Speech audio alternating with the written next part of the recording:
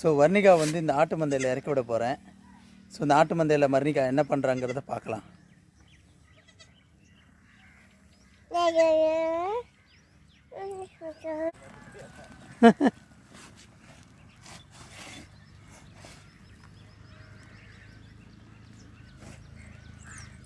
வர்ணிகா,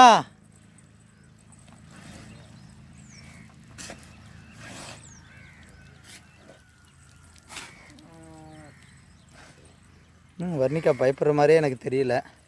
ஆனால் மாடு எல்லாமே இதை பார்த்து பயப்படுது. எல்லாமே பெரிய பெரிய கடாவாக இருக்குது. ஆனால் இப்போ பயப்படவே மாட்டேங்க. முட்டாது. செருப்பு போடலை பாப்பாவுக்கு. ஸோ பரவாயில்ல. கொஞ்சம் கூட பயப்படவே மாட்டேக்கா.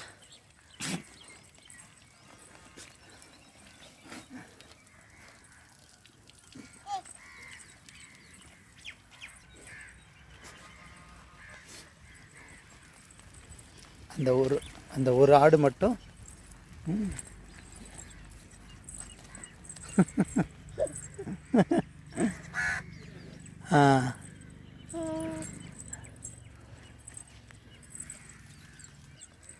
சின்ன சின்ன குட்டி குட்டி ஆடுகளாக இருக்குது. இது வந்து பிறந்து ஒரு நாள் ரெண்டு நாள் தான் இருக்கும். அது பக்கத்துலலாம் வர்ணிகா நின்று அதை பார்க்குறா. ஆனால் அந்த ஆக்சுவலாக இது வெள்ளாடு, இது முட்டுறதுக்கு சான்ஸ் இருக்குது. ஸோ அதனால் வர்ணிகாவை பக்கத்தில் விடக்கூடாது. ஆனால் செம்பரி ஆடு, அதெல்லாம் செம்பரி ஆடு, அது கண்டிப்பாக முட்டாது. ஆனால் வர்ணிகா இங்கே வெள்ளாடு பக்கத்தில் தான் போகிறான். ஏன்னா அது ஒரு குட்டியை தொடும்போது எல்லா ஆடுகளும் முட்டை தான் செய்யும். இந்த காக்கா உங்களுக்கு தெரியுதா? அது ஆட்டு மேலேயே நிற்கிது பாருங்கள். ஒவ்வொரு ஆடாமா தாவது பாருங்கள். அந்த ஆடு மேலெல்லாம் பேனெல்லாம் இருக்கும், அதெல்லாம் அது சாப்பிடும். இந்த பாருங்கள் எப்படி போகுது பாருங்கள் அழகா.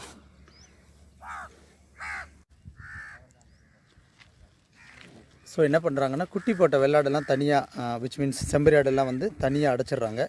இங்கே இருக்கிற எல்லாத்துக்குமே குட்டி இருக்குது. அப்புறம் குட்டி போடாதது எல்லாத்தையும் அங்கே தனியாக வச்சிடறாங்க. ஏன்னா அந்த குட்டி அது கூட போய் மிதி வாங்கி இது வாங்கிடக்கூடாதுன்னு. இப்போ வர்ணிகா அது கூட விளையாடுறா. வர்ணிகாவை இப்போ நான் ஆடு மத்தையில் இறக்கி விட்ருக்கேன். அவள் என்ன பண்ணுறான்னு பார்ப்போம். நான் வெளியே தான் இருக்கேன், அவள் தான் உள்ளே இருக்கா. செம்பரி ஆடு இது ஒன்றும் பண்ணாது. ஆனால் இவன் மண் வச்சு தான் விளையாட்டுருக்கா. அது கூட போய் விளையாட மாட்டிக்கா. வர்ணிகா இப்போ தான் பக்கத்தில் போய் விளையாட போகிறா. பாப்பா ஒரு ஆடு அங்கே தூங்குது, குட்டி ஆடு.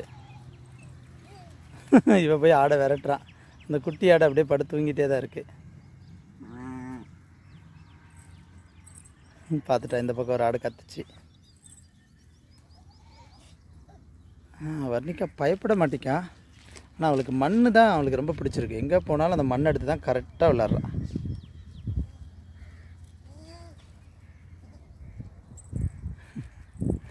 குட்டி ஆடு பக்கத்தில் போயிட்டா. குட்டி ஆடு படுத்துருக்கு. நான் இப்போ பயப்பட மாட்டிக்கா. கடைசியில் அந்த குட்டி ஆடு வந்து எழுப்பி விட்டா. அந்த குட்டி ஆடு பக்கத்தில் வந்துருச்சு. நான் வர்ணிகா பயப்படலை.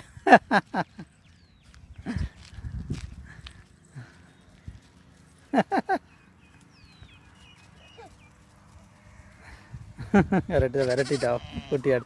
ஆனால் இது வர்ணிகா கூட விளையாடுது.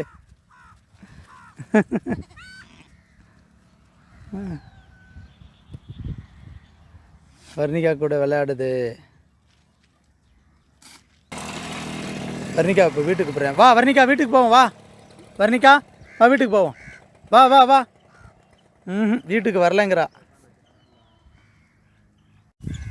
கடைசி வரைக்கும் வர்ணிகா கூப்பிட்டு வரவே இல்லை.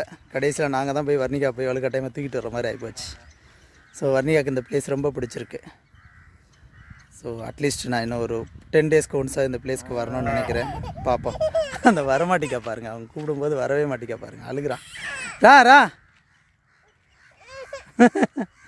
அவன் கூடும்போது வரமாட்டிக்கா. நான் தான் போய் கூப்பிடுறேன்னு நினைக்கிறேன். சரி, ஓகே கைஸ், தேங்க்ஸ். நம்ம அடுத்த வீடியோவில் பார்க்கலாம் வர்ணிகா என்ன பண்ணுறான்னு. ஸோ ஃபைனலாக வர்ணிகா இங்கே பக்கத்தில் வந்துட்டா. என் பக்கத்தில் போகலாம்.